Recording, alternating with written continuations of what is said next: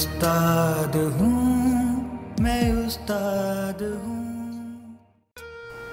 बिस्मिल्लाहिर्रहमानिर्रहीम। आज हम आलमी शोहरत याफ्ता मरूफ नात गो शायर प्रोफेसर सैयद रियाज हुसैन ज़ैदी साहब के साथ गुफ्तगू करेंगे। पेशे के एतबार से वो मुअल्लिम रहे हैं।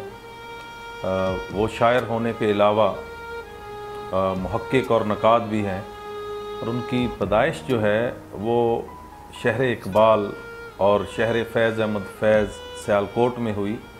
उन्होंने वहाँ ग्रेजुएशन तक तालीम हासिल की, और उनकी एक और खुशकिस्मती देखें कि वो शहर मजीद अमजद में कई बरसों से अपनी इल्मी व अदबी खिदमात सर अंजाम दे रहे हैं।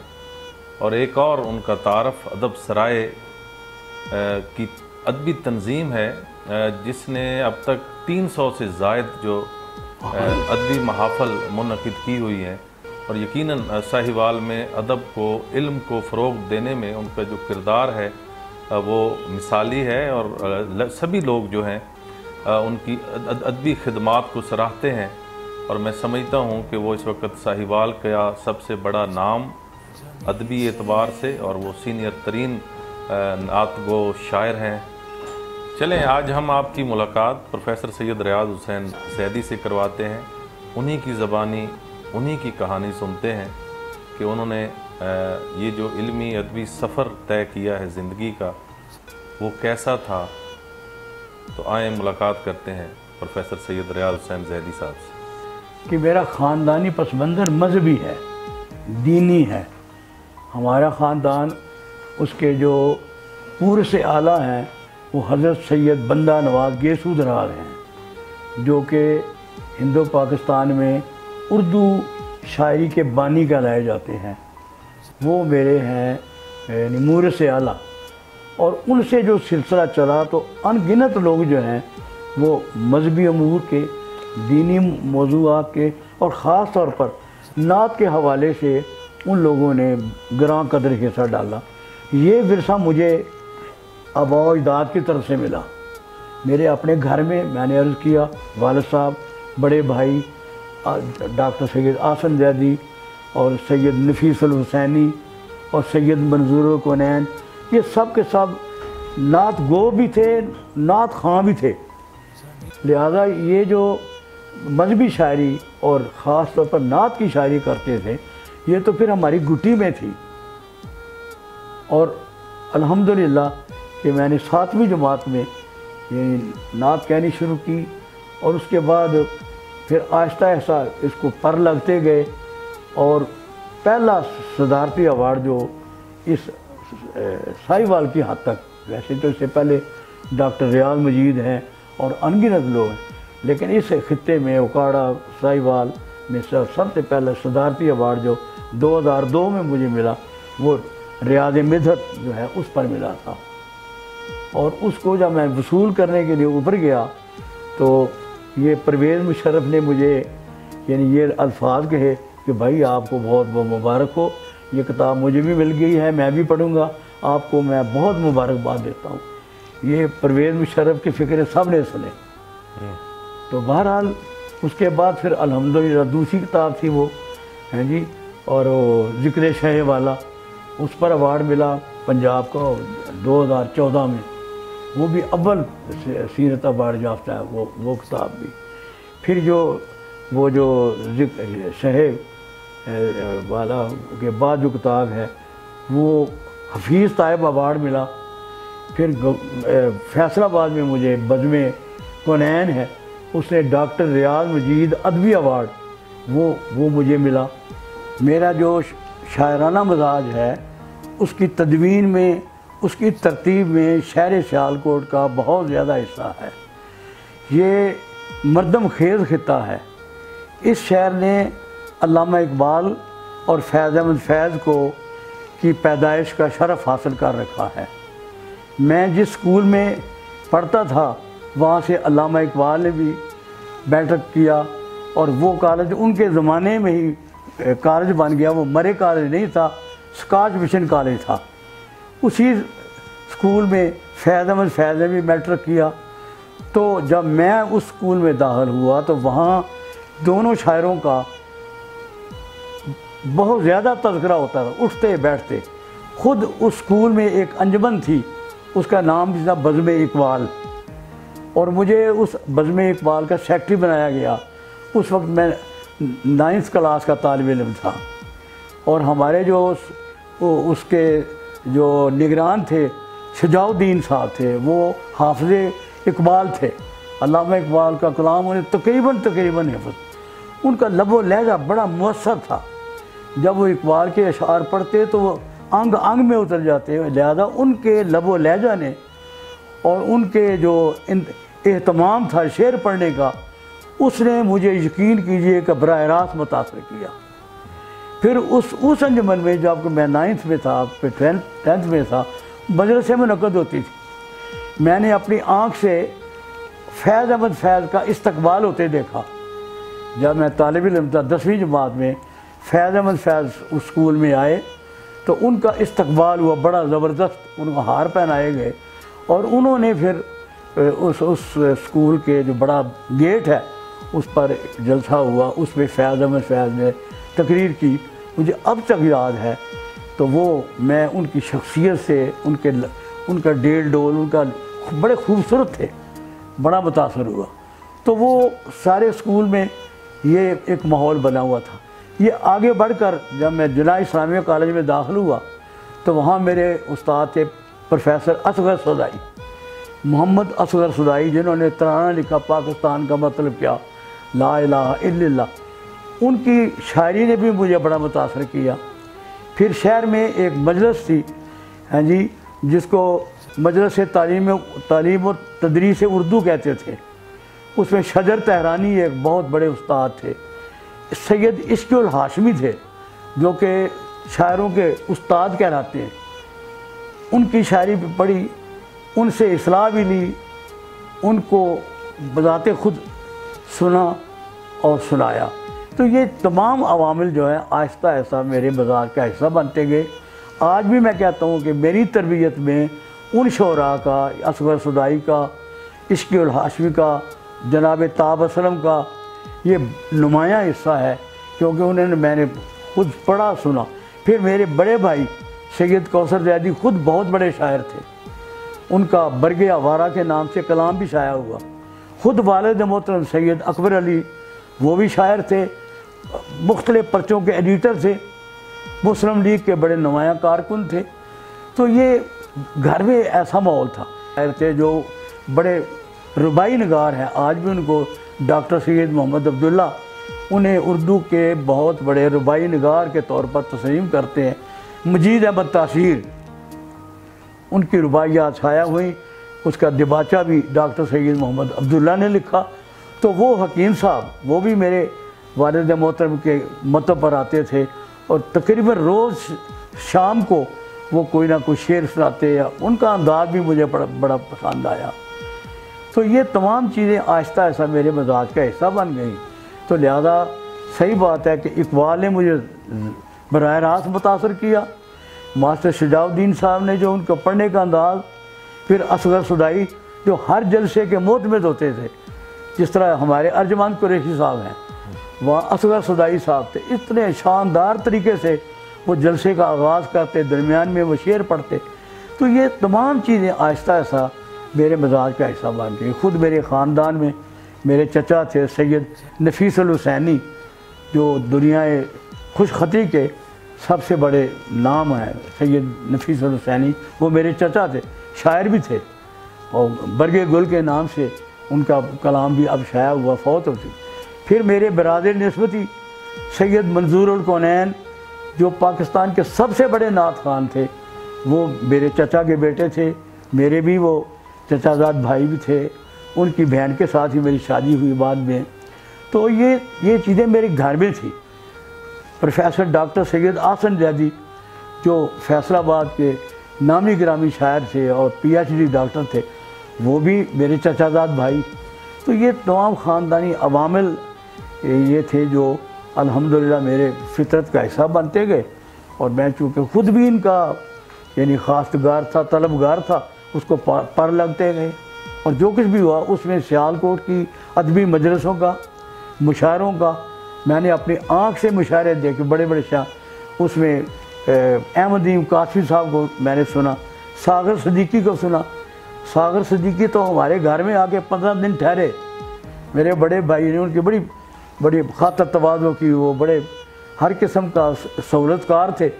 तो ये तमाम चीज़ें मैं अपनी आँख से देखता था और अपने मजाज का हिस्सा बनाता गया।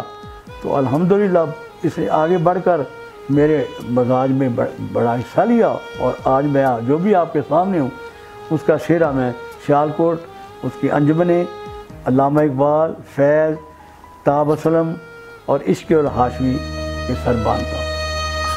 सच और हकीकत यह है कि हर तख्लीक का बुनियादी तौर पर हुस्न का मुतलाशी होता है, खैर की तलाश में मगन रहता है, तगो दो करता रहता है। लिहाजा जो भी तख्लीककार होगा वो उसकी नज़र अच्छाई पर पड़ेगी, हुस्न पर पड़ेगी, दिलकशी पर पड़ेगी। जो चीज़ नहायत ज़ेब देती है, खूबसूरत है, उसकी तरफ उसका ज़हन कुदरती तौर पर राग़िब होगा। और अगर वो अदब का मुतलाशी है तो अदब में भी उन पहलुओं को पसंद करेगा जिनको हम हुस्न कहते हैं, जिनको हम इश्क कहते हैं, जिसको हम दिलकशी कहते हैं। लिहाजा मैं अगर एक तख्लीककार हूँ तो मैं हुस्न का मुतलाशी हूँ, मैं इश्क का रवादार हूँ। मुझे हर वो चीज़ अच्छी लगती है जो आँखों को भली महसूस हो और जो दिल में चांदनी करे और एहसास में बलीदगी पैदा करे।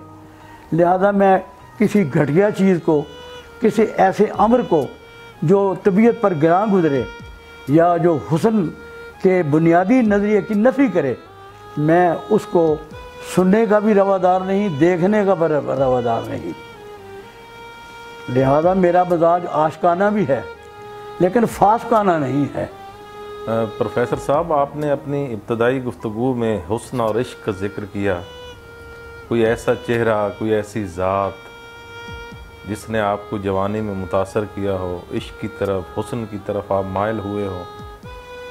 जनाब, मैंने तो पहले एतराफ़ किया है कि हर अच्छा तख्लीककार हुस्न का मुतलाशी होता है, खैर का तलबगार होता है। जहाँ कहीं उसे कोई अच्छी चीज़, प्यारी चीज़, दिलकश चीज़ नज़र आए उसको सराहता है। ये अलग बात कि उसका अमली तजर्बा करता है या नहीं, वो तो अलग बात है। तो इस लिहाज से तो मुझे भी अनगिनत चेहरे याद हैं जो अपने हुस्न से, अपनी दिलकशी से मुतासर करते रहे। फिर मैं एक ऐसे कॉलेज में पढ़ाता था जहाँ मखलूत तालीम होती थी, वहाँ भी गुफ्तगू में ये मौजू चलते रहते, चलते फिरते चेहरे मुझे नज़र आते थे और उनको जायज़ हद तक सराहना और उनकी तारीफ़ करना। लेकिन उसके बाद इसके जो दीगर आम तौर पर खुदा न खास्ता उसके साथ जो चीज़ें मुल्हक कर दी जाती हैं, उनसे मैं हर लिहाज से महफूज रहा। भरी दुनिया में जी नहीं लगता। प्रोफेसर साहब, आपकी शरीक हयात आपसे जुदा हो गई, उनका गम किस तरह महसूस करते हैं और आपके नज़दीक रिश्तों की हकीकत क्या है? हर रिश्ता अपने अपने हिसाब से हुर्मत का मुतकादी होता है, और जो अहलिया का रिश्ता है वो तो इंतहाई हुर्मत का, तकदीस का, मोहब्बत का, उन्स का आईनादार होता है। और मेरी अहलिया सारा शहर जानता है, मेरे मुतल्लिकीन जानते हैं कि किस कदर उनके अंदर औसाफ थे और वो वसी ज़र्फ़ थी और दीदा दिल फर्श राह करती थी। यहाँ जितने भी हमारे मुशारे हुए वो सब इस बात के गवाह हैं कि अनवा अक़साम की चीज़ें तैयार कर रही हैं कि आज मुशारा है, कोई खीर बना रही हैं, कोई खाने तैयार कर रही हैं। और वो मुझे पता भी नहीं चलता था कि वो अभी मुशारे के दरमियान में दाना तश्तरियाँ आ जाती, खाने आ जाते। उसका सैयद अकबर शाह साहब ने 8 सफ़े का मज़मून लिखा है मेरी अहलिया पर कि इतनी फ़याद, इतनी बुर्दबार, इतनी हलीम तबा और इतनी शेर फ़हम और शेर शनाख्त थी। तो भाई उनका जो इस दुनिया से चला जाना तो ये मैं तो कभी भुला नहीं सकता। मेरी ज़िंदगी में सबसे बड़ा हादसा है। मैंने अपनी उस किताब में जो बरगे गुलशादाब है उन एक पूरी गज़ल उनके नाम की हुई है। वैसे ये भी मुझे शरफ हासिल है कि उस बरगे गुल शादाब की जितनी गज़लें हैं मैंने अच्छे अच्छे लोगों से की नज़र की हैं, कुछ ज़िंदा हैं, कुछ इस दुनिया से जा चुके हैं। तो मैंने अपने उसमें अलिया का भी जिक्र किया है, वो उनका ख़िलाफ़ पुर नहीं हो सका। अब 14 साल हो गए हैं, लेकिन उनकी बातें, उनका उठना बैठना और घर को चलाना और मेरे अहबाब को और मेरे अहले ख़ानदान को, मेरी बहनों को, वो किसी को नाराज़ नहीं होने दिया, सबको साथ राज़ी रही, सबकी उनको उन्होंने खातिर तवाज़ो करती रही। और बावजूद इस बात के कि वो ज़्यादा पढ़ी लिखी नहीं थी, लेकिन लोग उनको हमेशा PhD कहते थे, प्रोफेसर कहते थे, क्योंकि सुलझा हुआ अंदाज। तो भाई आपने जिक्र छेड़ दिया, लेकिन वो बनाया नहीं जा सकता है। वो यादें ऐसी हैं कि वो ज़िंदगी का हिस्सा है, कि वो नेमल बदल कोई नहीं था उसका अपने ज़माने में भी, और अब भी जब मैं इधर उधर सोचता हूँ तो यकीन करें कि बस किसी तरफ और नज़र जाती नहीं है। वो ऐसी एक नज़र देखनी हुई है बस, अपनी तो जहाँ आग लड़ी फिर वहीं देखा, आईने को लपका है परेशान नजरी का। रिलेशनशिप था, एक रिश्ता था और है, वो बहुत ही मतलब डिफरेंट किस्म का है। मैं इसको बहुत सारे अल्फाज में बयान नहीं कर सकती, क्योंकि वो बड़ा अजीब रिश्ता है। बहुत हमने इन्जॉय किया हुआ है सारी लाइफ में, सारी ज़िंदगी में। मैं डिबेटर भी रही हूँ, मैं नात ख़्वां भी रही हूँ, मैंने प्रोग्राम्स को होस्ट भी किया है डिफरेंट जगह पर।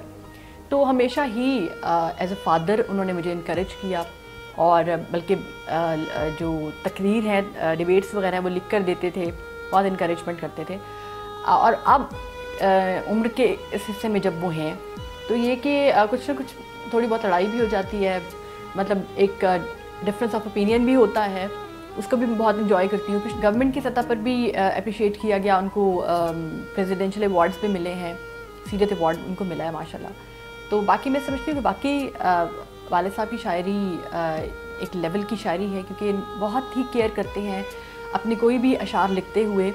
मैं अक्सर पेशतर ऐसा होता है कि मैं साथ बैठी होती हूँ तो मुझसे बहुत सारे मामलात में पूछते हैं, मुझसे मशवरा करते हैं, अगरचे मैं कोई बहुत अपने आप को नहीं कह सकती, लेकिन चूँकि बचपन से इस तरह का माहौल मिला तो कुछ ना कुछ जज कर लेती हूँ, थोड़ी बहुत चीज़ें, कुछ ना कुछ आइडिया मुझे भी है।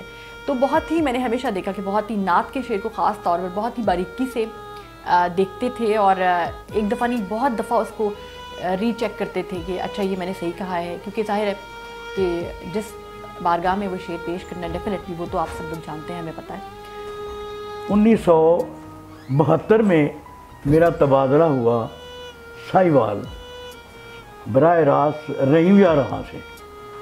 गवर्नमेंट कॉलेज रहीम-यार खां में मैं वहाँ सदर शोबा उर्दू था।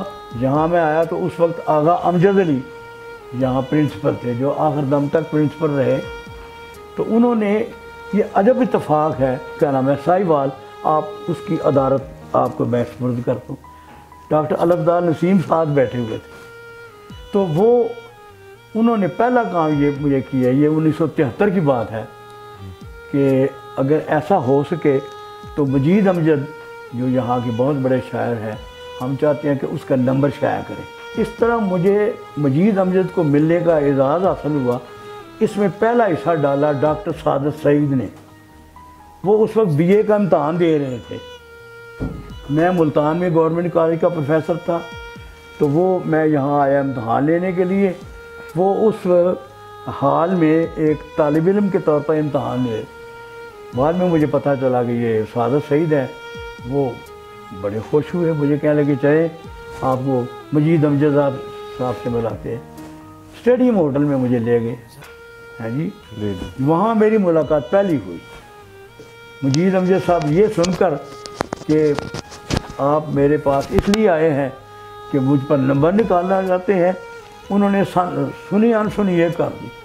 उन्होंने इस कान से सुना दो, यानी कोई तवज्जो नहीं दी, यानी वो उन्हें कोई दिलचस्पी नहीं थी कि भाई मेरा नाम उछाला जाए, मेरे नाम नंबर निकाला जाए। लेकिन चूँकि हमें दिलचस्पी थी, फिर और ज़राए से ये मजीद अमजद के बारे में हमने मवाद इकट्ठा किया, लेकिन ये उस वक्त फिर छाया हुआ जब उनका इंतकाल हो चुका। आज कौन लोग हैं जो साहिवाल की अदबी रवायत को आगे बढ़ा रहे हैं? उनमें रियाज जैदी साहब का नाम सर फहरिस्त है। रियाज जैदी साहब ने गज़लें भी लिखी हैं, नातें भी लिखी हैं, और इसके अलावा उन्होंने अदबी आबियारी करने के सिलसिले में भी बहुत काम किया है। जैसे साहिवाल मैगज़ीन है, वहाँ लोगों की तरबियत करने में उनका बड़ा हिस्सा है। मैं समझता हूँ कि उनका ताल्लुक़ उस बड़ी रवायत से है जिसे हम मजहबी हवाले की रवायत भी कह सकते हैं, और वही अखलाकी हवाले जो हैं वो मजहब के ज़रिए से लोगों तक पहुँचे हैं। तो उसमें तसव्वुफ़ की रवायत का ख़ासा अमल दखल है। तो रियाज जैदी साहब की शायरी में वो ये सारे आसन हवाले मौजूद हैं। उर्दू शायरी की वो रवायत जो फ़िक्री और मजहबी हवाले से बड़ी मजबूत रवायत है, उसी रवायत को ये आगे लेकर चल रहे हैं। और कोई कौम जब तक अपनी रवायात से वाबस्ता है वो इंतहाई मुस्तहकम होती है। जो ही वो अपनी रवायात से कट जाती है तो उसके लिए फिर आगे बढ़ने के रास्ते भी मसदूद हो जाते हैं। तो मैं समझता हूँ कि रियाज जैदी साहब ने वो जो क्लासिकी अदबी रवायत है उसे बहुत आसान तरीके से निभाया है। प्रोफेसर साहब, आप 36 साल से ज़्यादा मौलवी के पेशे से मुंसलिक रहे। आपने बहुत सारे तालिब इल्मों को फैज़ दिया, और यकीनन आपका जो इल्मी मर्तबा है, बतौर मौल्लिम आपकी जो शोहरत है वो हम सभी लोग जानते हैं। कुछ ऐसे शागिर्द, नुमाया शागिर्द आपके, जिन पर आप फ़ख्र भी करते हों और आपकी याद का, आपकी ज़िंदगी का हिस्सा हों, वो हमें बता दें। एमए में मेरी अल्हम्दुलिल्लाह पंजाब यूनिवर्सिटी में दूसरी पोजीशन आई थी। एमए उर्दू में फर्स्ट डिवीज़न आई और मेरा दूसरा नंबर था। लिहाजा फौरी तौर पर मुझे लेक्चरशिप की जो ना ऑफ़र बदरी तार कि आप फ़लाँ फ़लाँ तारीख़ को गवर्नमेंट कॉलेज मुल्तान में पहुंच जाएं। तो पहला मेरा तकर्रर वहाँ मुल्तान हुआ 1963 में, और वहाँ मुझे जाते ही बीए की क्लास मिल गई, जबकि मैं बिल्कुल नौमोज था। तो मेरे सदर शोबा थे डॉक्टर अलफदार नसीम, जो जिनका ताल्लुक़ साहिवाल से है, वो यहाँ से ट्रांसफ़र होकर मुल्तान गए हुए थे। तो उन्होंने मुझे 3rd ईयर की क्लास दे दी और उसे पढ़ाने का मुझे पहला मौका मिला। उसमें बड़े नामी गिरामी तालिब इल्म थे जो बराह रास्त मुझसे मुतासिर। उनमें एक नाम है डॉक्टर अनवार अहमद। अनवार अहमद वो तालिब इल्म है जिसने मुझसे फैज़ पाया, लेकिन हकीकत ये है कि तालिब इल्मी के दौर में भी वो असातिज़ा जैसा इल्म, बल्कि उनसे भी ज़्यादा बेहतर इल्म रखते थे। तो एक तो मेरे वो तालिब इल्म हैं। उसके बाद ताहिर तौसवी, डॉक्टर ताहिर तौसवी, वो भी उसी कॉलेज में थे, वो भी मेरी क्लास में थे। बड़ी इल्मी अदबी गुफ्तगुएँ होती थी, मकाले पढ़े जाते, वो भी मेरे शागिर्द हैं। मोहसिन नकवी भी मेरे शागिर्द हैं। असगर नदीम सैयद, वो तो मेरे बड़े मोतरफ थे। अब पिछले दिनों यहाँ आए हुए थे और कह रहे थे जनाब आपने जो जिस तरीके से शेर पढ़ते थे वो हम उसकी नकल करते थे। और डॉक्टर सोहेल अहमद खां, जो कि पंजाब यूनिवर्सिटी में सदर शोबा उर्दू रहे, फौत हो चुके नामी गिरामी डॉक्टर सोहेल अहमद खां, वो भी मेरे शागिर्द थे, क्योंकि वो उन दिनों मुल्तान पढ़ते थे। और उसके बाद गुलाम नबी अवान, जो एक बहुत बड़ा राइटर है पाकिस्तान के, अल्लाह ताला उन्हें सेहत दे, आजकल बीमार हैं, वो भी मेरे बराह रास्त शागिर्द हैं। उन्होंने मुझ पर मज़ामीन भी लिखे हैं। और इसके अलावा और बहुत सारे नाम आते हैं। डॉक्टर तसद्दुक जिलानी, जो पाकिस्तान के पहले चीफ जस्टिस, पिछले दिनों पाकिस्तान के चीफ जस्टिस थे, वो भी मुल्तान में पढ़ते थे और मेरे पसंदीदा शागिर्द थे। उन्होंने टीचर्स डे पर मुझे मुबारकबाद हमेशा भेजी है। तो इस तरह ये चंद हैं जो जिनका ताल्लुक़ मुल्तान से है। रहीम यार खां में गया तो वहाँ भी बड़े बड़े अच्छे तालिब इल्मों से वास्ता पड़ा, जिन्होंने जो आज भी मेरी शागिर्दी पर फ़ख्र करते हैं, जिक्र भी करते हैं। तो इस तरीके से मैं कहाँ तक गिनवाऊँ? आपने पूछा शागिर्द, तो वो तो अनगिनत है। ज़ैदी साहब ने हमें न सिर्फ पढ़ाया, बल्कि एक अजीब बात ये थी कि उन्होंने उस क्लास को जब कहा कि भाई अगर अपनी तरबियत करनी है तो आप उर्दू अकादमी के तनकीदी इजलास में आया कीजिए। उससे पहले हम सब अरसाद को और इन सब से वाकिफ़ तो थे, और वो राइटर्स गिल्ड में इन सब के इजलास होते थे। कभी कभार हम लोग चले जाते थे तालिब इल्मी के ज़माने में, जब हम FA के तालिब इल्म थे। मगर वहाँ अंदाज़ा हुआ कि राइटर्स गिल्ड में कुछ एक इख्तलाफात हुए इलेक्शन पर, तो एक धड़ा वहाँ से नाराज़ होकर अरसाद की क़यादत में वापस आया, और कुछ नौजवानों ने पहले से जो उर्दू अकादमी इफ्तिखार हुसैन शाह साहब के कहने पर नईम चौधरी और कुछ दोस्तों ने बना रखी थी, तो ये उनको पेश कर दी गई। तो अब सैयद रियाज हुसैन ज़ैदी इस उर्दू अकादमी के सेक्रेटरी थे। तो उन्होंने अपनी क्लास से कहा कि आप में से जो अच्छे तालिब इल्म हैं वो यहाँ आया कीजिए। चुनांचे फिर उनसे एक और तरह का ताल्लुक़ हमारा कायम हो गया, और वहाँ हम सब का सचमुच हमने ज़िंदगी में बहुत सीखा, और ये भी देखा कि हम तालिब इल्म हैं, लेकिन हम फ़र्रुख दुरानी, अर्श सिद्दीकी, चौधरी नज़ीर अहमद, मसूद अशर, इतने सीनियर लोगों की तहरीरों पर, अरशद मुल्तानी कि किसी की तहरीर पर, किसी की नज़्म पर, फयाज़ तहसीन की नज़्म पर हमारे जैसे लोग जो मर्ज़ी आए एक राय दे देते थे, और वो बुज़ुर्ग तहम्मुल से सुनते रहते थे कि ये नौजवान तालिब इल्म, और इसमें हमें हौसला अफजाई अपने उस्ताद रियाज ज़ैदी साहब की मिलती थी। तो यूँ हमारा एक उनके साथ एक और तरह का ताल्लुक़ उर्दू अकादमी के हवाले से उस्तवार हुआ। फिर वो वक्त आया कि जब BA में मेरा रिज़ल्ट आया, और उस वक्त एमरसन कॉलेज में 3 मज़मूनों में MA हो सकता था, उर्दू, पॉलिटिकल साइंस और मुआशियात। तो मेरे BA में उर्दू में 75% नंबर थे।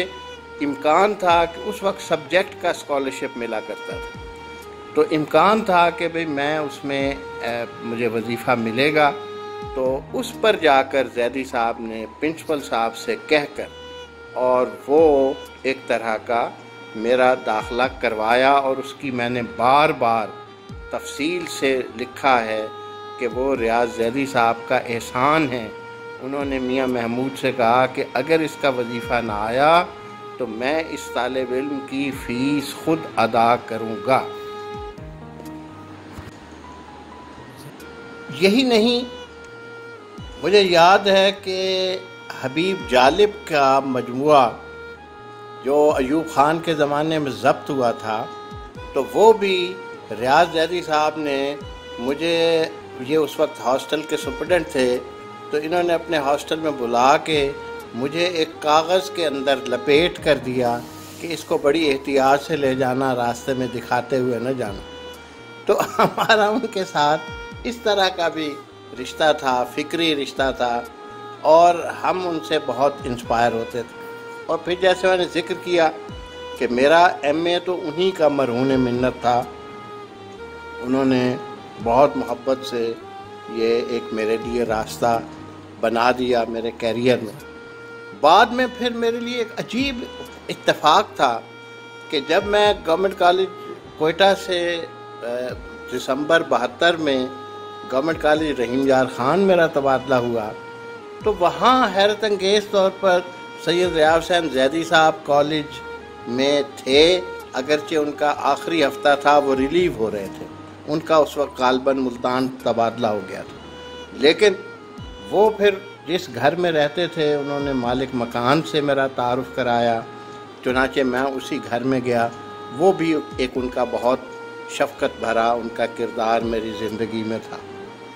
फिर यही नहीं, बाद के ज़माने में मुझे एक एहसास हुआ कि ज़ैदी साहब ने तो शायरी शुरू कर दी बाकायदा। उससे पहले वो स्पासना में लिखते थे, नसर थी, सब कुछ था, वो शायरी करते थे।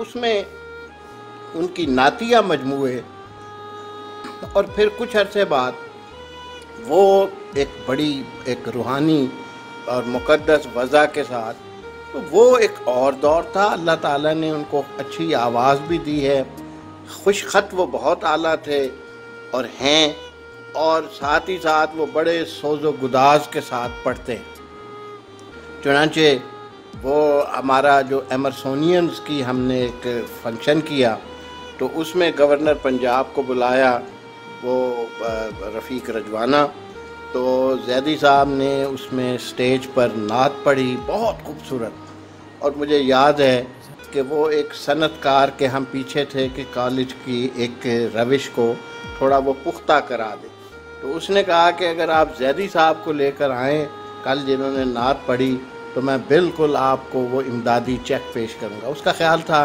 कि ज़ैदी साहब कहाँ काबू में आएंगे, लेकिन मैं उनको साथ लेकर वहाँ पहुँच गया। तब उसको सनतकार को मैंने देखा कि उसकी हालत ख़राब हो गई। उसने कहा जी नात का तो बड़ा असर है उस्ताद मोहतरम, लेकिन मेरे मुआशी हालात अच्छे नहीं। लेकिन बहरहाल ये सब बातें अपनी जगह। ज़ैदी साहब अब अदब सराय में जिस तरह से हैं, उनकी बेटी, उनके शागिर्द, उनके अहबाब जिस तरह उनके इर्द गिर्द बैठे होते हैं और वो मुशायरों में मगन होते हैं, तो दिल से दुआ निकलती है और हमें भी एक खुशी होती है कि हम उन्हीं से 2-4 हर्फ सीखे हुए हैं। उन हर्फों से ज़्यादा उनकी मोहब्बत और बावफा मोहब्बत के हम असीर हैं। मुझे याद है प्रोफेसर रियाज हुसैन ज़ैदी साहब हमारी उर्दू की क्लास पढ़ाते थे। यंग थे उस वक्त, और मुझे याद पड़ता है कि इसी दौरान ही उनकी शादी हुई थी। साहिवाल से वो आए थे, तो बहुत खुशगवार उनकी शख्सियत थी, बहुत प्लेजेंट थी, और बच्चों के साथ, स्टूडेंट्स के साथ बहुत घुल मिल के बात करते थे, और उन्हें अशार बहुत याद थे और याददाश्त भी बहुत अच्छी थी। तो उस वक्त तलबा की जो बुनियादी ज़रूरत होती है वो होती है उनके ज़ौक़ को निखारना, इसलिए कि मैट्रिक तक तो हमें थोड़ा बहुत पता होता है कि अदब में कहानी भी एक चीज़ है, तंज़ो मज़ा भी है, शायरी भी होती है, लेकिन जो एक बाकायदा बुनियाद रखी जाती है वो मैं समझता हूँ कॉलेज में रखी जाती है। तो ये किसी भी तालिब इल्म की खुशकिस्मती होती है कि उसे कौन से असातिज़ा मिलते हैं। नई तरबियत में जो रियाज हुसैन ज़ैदी का हिस्सा है वो बड़ा बुनियादी है। वो था अदब का ज़ौक़ पैदा करना। अदब का ज़ौक़ मुझे वहीं से पता चला कि शायरी में गज़ल क्या है, नज़्म क्या है, मरसिया क्या है। तो ज़ैदी साहब एक तो बहुत वक्त के पाबंद, बहुत वक्त, वेल ड्रेस्ड, ये वो खूबियाँ होती हैं जो हर स्टूडेंट पसंद करता है कि उसका टीचर जो है वो इस तरह से पसंद किया जाए। और उसके साथ साथ उनमें रवानी, गुफ्तगू की रवानी बहुत, और उन्होंने अपनी मालूमात और तैयार होकर लेक्चर देना, और हर तरह से गोया हम अल्लामा इकबाल का एक शेर है, मुब्तलाए दर्द कोई उज़्व हो रोती है आँख, किस कदर हमदर्द सारे जिस्म की होती है आँख। ये शायर के बारे में कहा है कि आला शायर वो है जो मुआशरे को देखे, परखे, और उसकी जो खराबियां हैं उनको दूर करने की हकीमाना कोशिश करे, बड़े इबलाग के अंदाज में, शेरों के अंदाज में, खूबसूरत अल्फाज किए। तो वो शायर कहलाने का हकदार नहीं जो मुआशरे पर असरअंदाज ना हो, या जो मुआशरे की जो बुराइयां हैं उनको दूर करने का रवादार ना हो। मैं भी उस ज़ुमरे में शुमार होता हूँ जिसने कोशिश की है ऐसे शेर कहने की जो तामीरी हों और मुआशरे की तश्कील में ज़्यादा से ज़्यादा मुमिद व मावन हों। बरगे गुल शादाब है, वो अव्वल से आखिर तक जिन गज़लियात पर मुश्तमिल है उसमें भी तामीरी रो है, और वाजिद अमीर ने भी तस्लीम किया, और अमीन चुगताई साहब ने भी, सब ने सब कहा कि ये वो शायरी है जो मुआशरे को तामीर करने का बायस बनती है। उसमें यलीदगी और उसमें इधर उधर की जो बेपारकी उड़ाई जाती हैं उनसे काफ़ी हद तक दूर है। लिहाजा मैंने जो, अगर आप कहते हैं कि क्या मुतासर किया, मैंने भी अल्हम्दुलिल्लाह उन लोगों को यहाँ इस प्लेटफार्म पर, अदब सराय के प्लेटफार्म पर उन लोगों को मुनज़्ज़म किया जो शेर कहना चाहते थे। उन्होंने फिर यहाँ आकर खुलकर शेर कहे।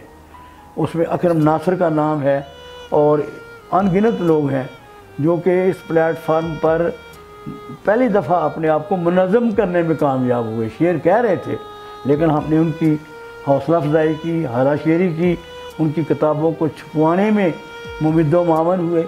तो इसलिए आला शायर मुआशरे को मुतासर करता है, बशर्ते कि उसके पल्ले खुद हो, उसके ज़हन में मस्बत ख़यालात हों, तामीरी ख़यालात हों, तखरीबी ना हो, मुआशरे को ख़राबी की तरफ ना ले जाएं।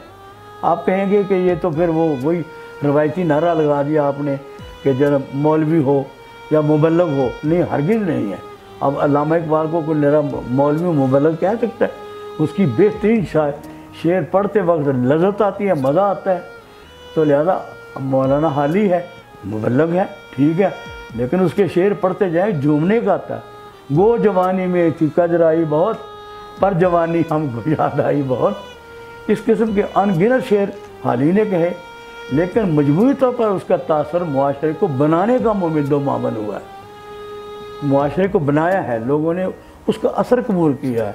और अल्हम्दुलिल्लाह मैंने भी जो अपने बरगे गुलशादाब है, इसके अलावा जो मेरी सारी नात की किताबें हैं, उनमें भी ये तामीरी रौ है। आम जिस तरह मौलवियाना अंदाज में या स्टेज पर पढ़ने वाली जो नातें हैं, उससे हटकर मैंने ये नातें लिखी हैं, जो कि पता ये तो कारीन कह सकते हैं कि उनका उसलूब अच्छा है या नहीं, लेकिन मैंने उनको रवायत से हटकर हुज़ूर सल्लल्लाहु अलैहि वसल्लम की जो सीरत निगारी की है, मैंने उस पर ख्याल में उसी खुश ख्वाब का सवेरा है, ख्याल में उसी खुश ख्वाब का सवेरा है, जो मेरी आँख में है दिल नशीं वो मेरा है। मेरा असासाए फ़न है तेरे हवाले से, मेरा असासाए फ़न है तेरे हवाले से, मेरे शऊर का ये आईना भी तेरा है। और कहाँ सबात तुझे ए फ़ज़ाए तीरा शबी, कहाँ सबात तुझे ए फ़ज़ाए तीरा शबी, कदम उठेंगे तो फिर ज़ौफ़शां सवेरा है। और हर एक मकाम पे रुकना उसे गवारा नहीं, बराए अर्ज़ो समा इश्क का बसेरा है। और वफ़ाओ मेहर का हो पासबां ये कल्बे हज़ीं, वफ़ाओ मेहर का हो पासबां ये कल्बे हज़ीं, उम्मीदे वसल का फिर हाथ में फरेरा है। रियाज कोई करिश्मा तलुए सुबह सा, रियाज कोई करिश्मा तलुए सुबह सा, रविश रविश हो चरागां जहां अंधेरा है। ज़िंदगी की कोई ऐसी ख्वाहिश जो अभी पूरी ना हुई हो? आज आपके सामने इतराफ़ करता हूँ कि काश मैं कोई अच्छी नात कह सकता। आज भी मेरी यही है तमन्ना कि मैं कोई अच्छा शेर नहीं कह सका, काश कि मैं कोई अच्छी नात कह सकता। आप दुआ करें कि ये शर्त पूरी हो जाए। ये खलश है, मैं बिल्कुल दावेदार नहीं हूँ कि मैंने बड़ी आला नाते, काश मैं कोई अच्छी नात कह सकूँ, अच्छे शेर कह सकूँ। नात के चंद अशार। जब भी ख्याल आया रसालत माब का, जब भी ख्याल आया रसालत माब का, जुल्मात में ज़हूर हुआ आफताब का। औहाम से नजात दिलाई हुजूर ने, जैसे निखर निखर गया रुख महताब का। और हुब्बे नबी की फैज़ रसानी ना पूछिए, हुब्बे नबी की फैज़ रसानी ना पूछिए, कांटे में हुस्न आ गया खिलते गुलाब का। और है रहमते तमाम मुकद्दर हुजूर से, है रहमते तमाम मुकद्दर हुजूर से, खटका दिलों से दूर हुआ है अजाब का। और नामो निशान सफ़ाए हस्ती से मिट गया, मकरो फरेबो वहमो गुमानो शराब का। और जिस दिल के आईने में शबीह रसूल है, हर बाब उस पे खुल गया उम्मुल किताब का। और सारे जहां में नूरे बसीरत की धूम है, करिया बकरिया शोरा है उम्मी नसाब का। और मुझको खबर ज़ियारत तैयबा की मिल गई, चेहरा सजा था आपसे शब मेरे ख्वाब का। और ज़िक्र हबीब से तरोताज़ा है अंग अंग, छाया हो जैसे बाग पे आलम शबाब का। और खुशबू बिखर बिखर गई नाते रियाज से, खुशबू बिखर बिखर गई नाते रियाज से। क्या इतरबेज काम हुआ है सवाब का, क्या इतरबेज काम हुआ है सवाब का। जब ही ख्याल आया रसालत में आपका, जुल्मात में ज़हूर हुआ आफताब का। मैं उस्ताद हूँ।